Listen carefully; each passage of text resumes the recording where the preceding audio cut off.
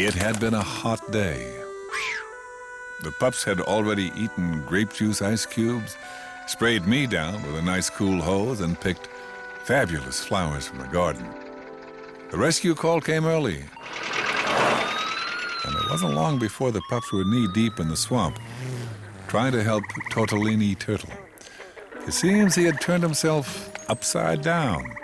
This happened when he sniffed a beautiful water lily and sneezed. It was a tricky job to help him, but Smudge took his time and slowly turned Tortolini the right way up. When Farah looked around, she noticed there was an old boot, 3 bottles, a soggy newspaper, floating in the swamp. As she looked further, she could see other garbage, and that gave her an idea. She would organize a neighborhood swamp cleanup. The pups loved the idea. Tortolini didn't really have any time to say anything but thank you before the pups raced for me.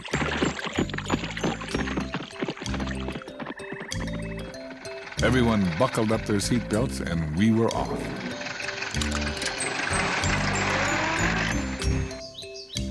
Farah set right to work on her cleanup plan. Dilly just adored her idea, and this was when a strange thing happened. Dilly decided that the water in the swamp was stinky. The weeds were too messy, and they could really fix it all up. They could even make an excellent new swimming hole out of it. Farah was surprised at this and tried to stop Dilly, but Dilly rushed into the kitchen, made a list of friends who could come and help. Dilly told the pups what equipment they'd need and what to hunt for. Farah just stood there. Dilly had taken over her beautiful clean up the swamp idea.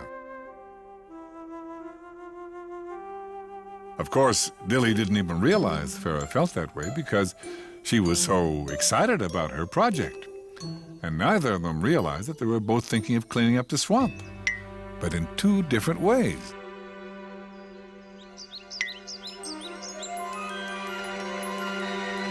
I could tell that Farah was frustrated. She walked out of the room and hurried up to the bedroom and slammed the door.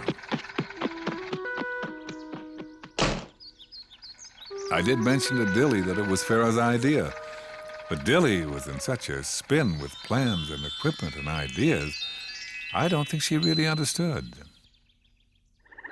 The next morning, Farah was not with the pups and their pals when they arrived at the swamp. They were greeted by Tortolini and his friends. Tortolini was surprised to see so many people and all the strange equipment. He asked what they were going to do. Dilly swelled with pride. They were going to clean up the stinky little swamp and make it beautiful. Soon they would turn it into a fabulous swimming hole. Tortolini and his friends were shocked. It was their home. They loved the murky water and the weeds. Dilly insisted they would like it better when it was all cleaned up. It would be beautiful. Tortolini stood right up to Dilly and told her it was already beautiful if you took the time to look. Dilly stopped.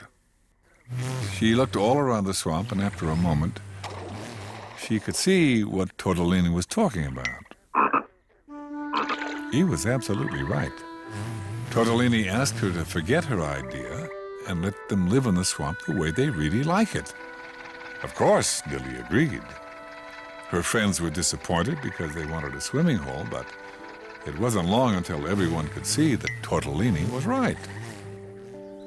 When we got home, Dilly felt so let down that she hurried up to the bedroom. Farah was up there looking at a book. She asked what was wrong. Dilly told her that the cleaning the swamp idea was a bad one. Farah was surprised at this. Dilly continued and said Tortolini didn't want his swamp turned into a beautiful swimming hole. Farah put the book down. She didn't understand the swimming hole part. When Dilly explained, Farah moved over to the edge of her bed. She told Dilly that she had never wanted to change Tortolini's beautiful swamp. She had only wanted to clean up the pollution that people had carelessly thrown in it. She added swamp animals like their swamp green and murky. It's just the way they are.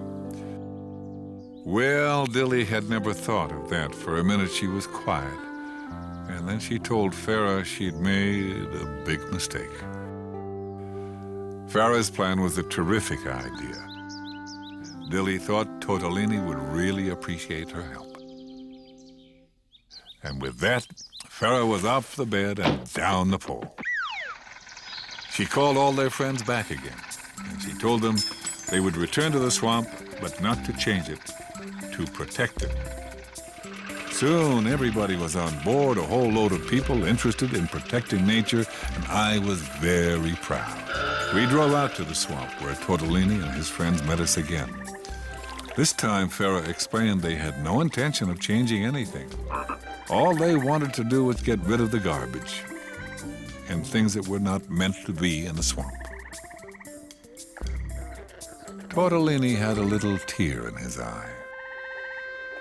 They could really use the help, so everybody set to work. They scooped out the old boot, 3 bottles, and the old soggy newspaper that had blown in.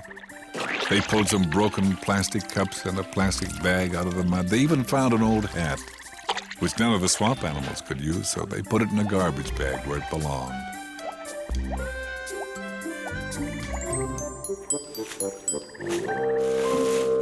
When it was all clean, everybody cheered. The swamp creatures were thrilled. Everybody else felt so good about helping.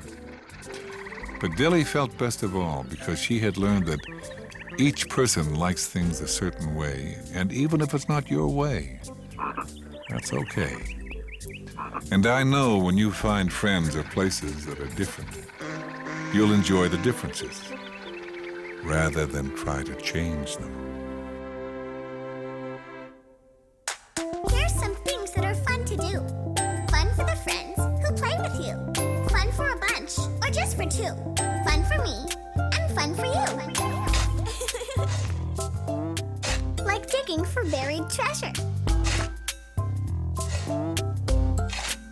Just remember to be careful. Where you dump all that sand, you dig up.